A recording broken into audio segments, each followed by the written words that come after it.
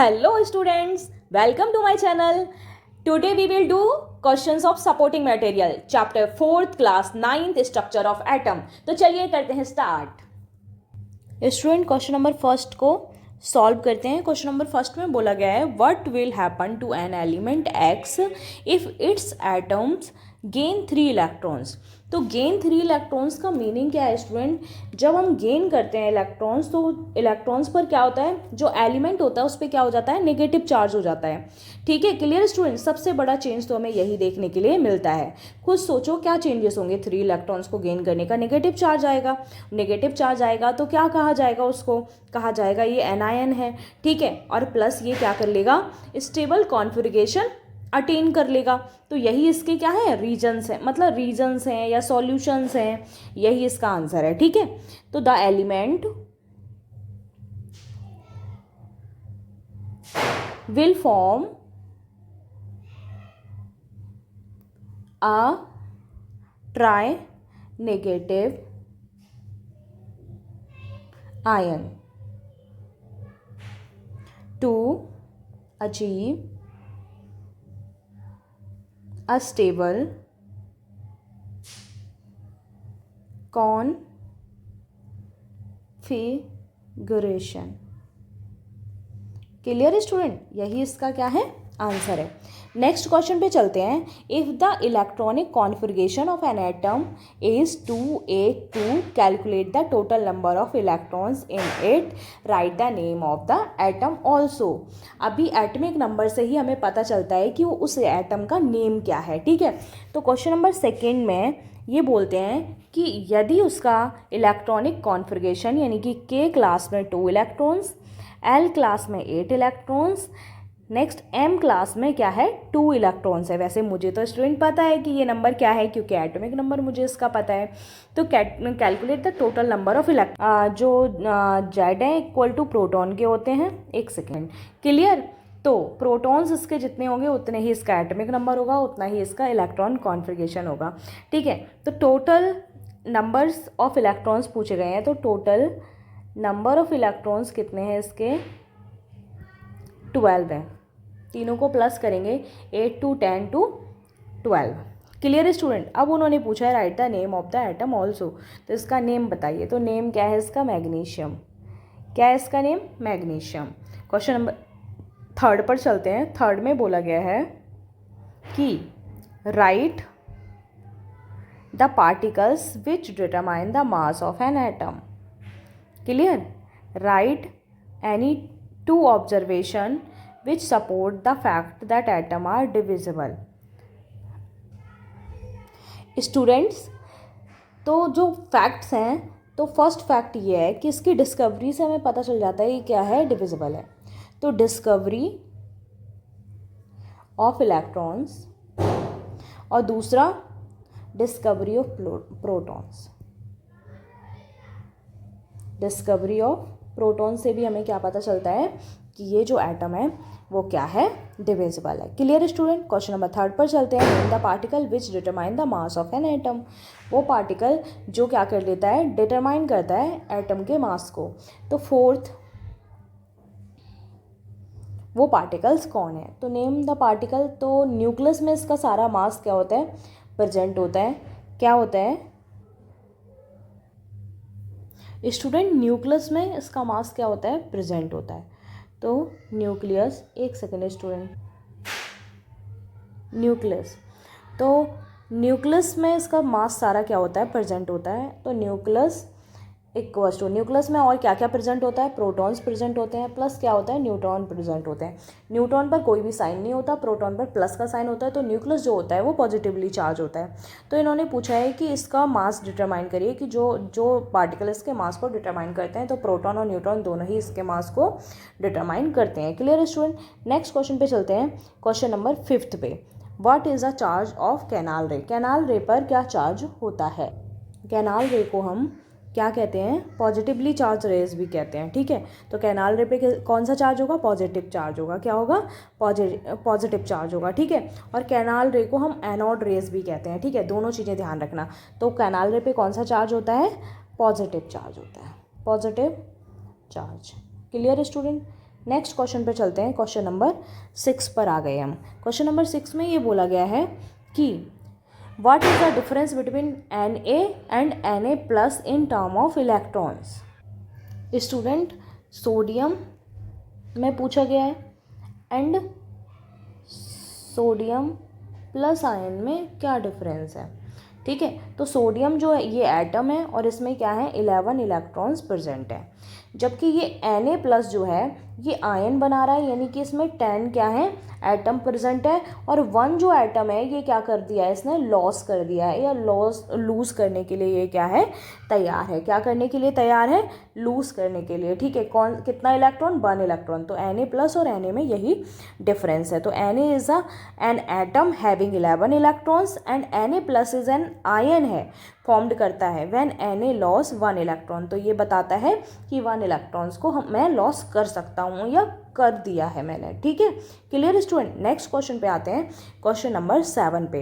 N atom of an element is represented as, एक X लिखा हुआ है क्वेश्चन नंबर 7 में। कोई एक एटम है जिसमें 32 ऊपर नंबर लिखा हुआ है और 16 नीचे लिखा हुआ है। How many electrons and neutron are present in this atom. इसमें कितने इलेक्ट्रॉन्स प्रेजेंट है, यानी कि क्या पूछा गया है इलेक्ट्रॉन्स पूछे गए हैं कितने प्रेजेंट है, और दूसरा क्वेश्चन पूछा गया है इसमें कितने न्यूट्रॉन्स प्रेजेंट है स्टूडेंट। ठीक है, इन दिस एटम। तो सबसे पहले हमें पता होना चाहिए कि इसके फॉर्मूलाज क्या हैं, और पता होना चाहिए ये क्या है। जो नंबर्स लिखे हुए हैं 32 और 16 ये है क्या। X एक एलिमेंट है और उसमें जब नंबर लिखे जाते हैं तो एटमिक नंबर जो कि जेड से डिनोट किया जाता है, अगर पता होगा तो वो नीचे लिखा जाता है और मास नंबर ऑलवेज ऊपर लिखा जाता है। Clear student.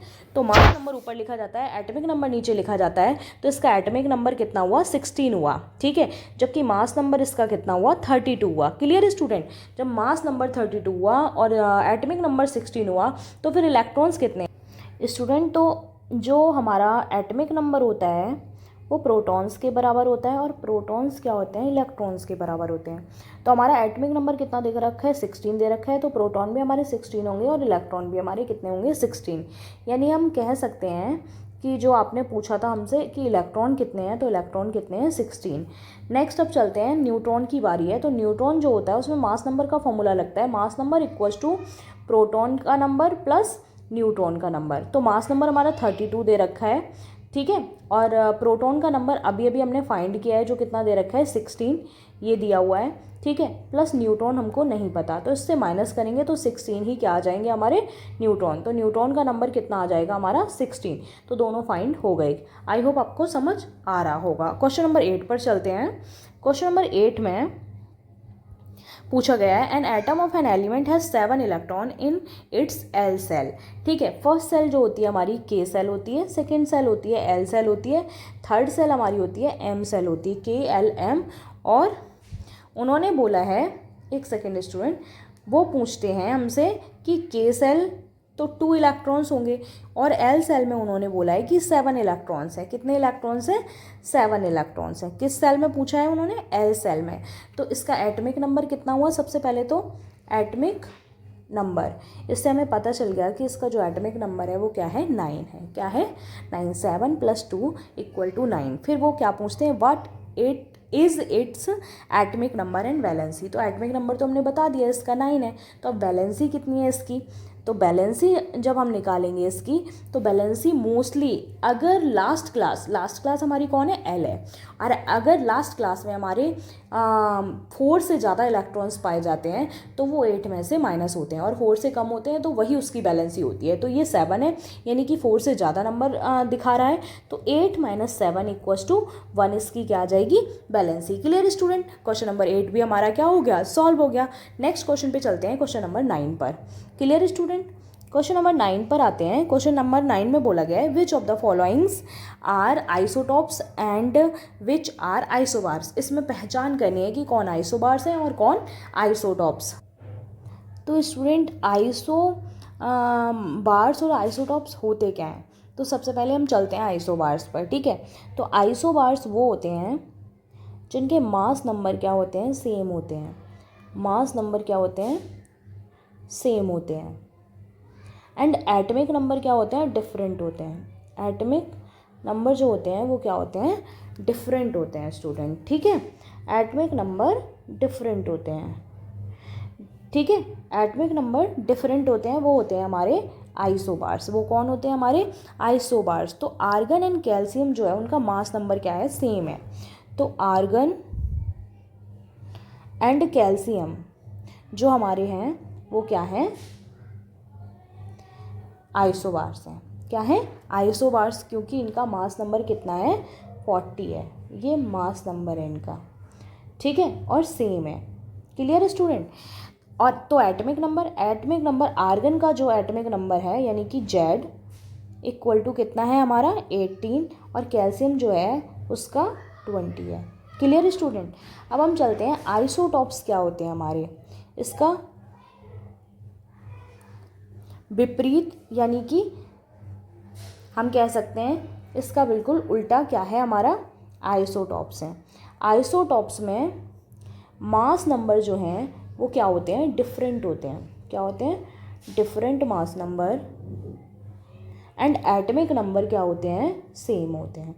Atomic number same होते हैं। Clear student. एटॉमिक नंबर क्या होते हैं, सेम होते हैं। तो फिर एटॉमिक नंबर सेम किसके हैं, एटॉमिक नंबर सेम तो हमारे बचे ड्यूटेरियम एंड प्रोटियम, इनके एटॉमिक नंबर सेम है और मास नंबर क्या है, अलग अलग है। तो इन दोनों का ड्यूटेरियम एंड प्रोटियम, ठीक है। इसका जो एटॉमिक नंबर है वो कितना है, 1 है। एटॉमिक नंबर जो है वो क्या है, इसका 1 है। तो मास नंबर कितना है फिर स्टूडेंट, तो मास नंबर जो इनका है वो डिफरेंट है, ठीक है। इसीलिए ये क्या कहलाते हैं, आइसोटॉप्स कहलाते हैं। Clear student.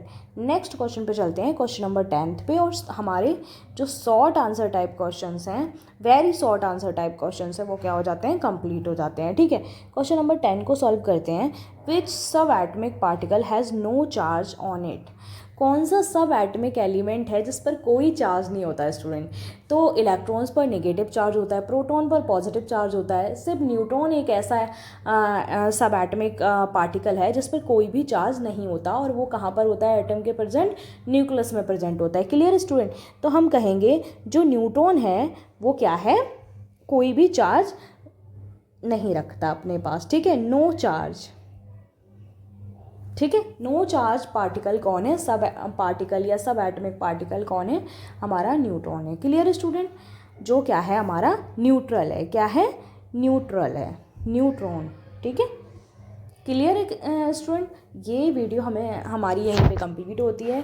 आई होप आपको समझ आया होगा। तो प्लीज़ सब्सक्राइब करें, कमेंट करें, शेयर करें, लाइक करें हमारे वीडियो को और मोटिवेशन को बढ़ाएं।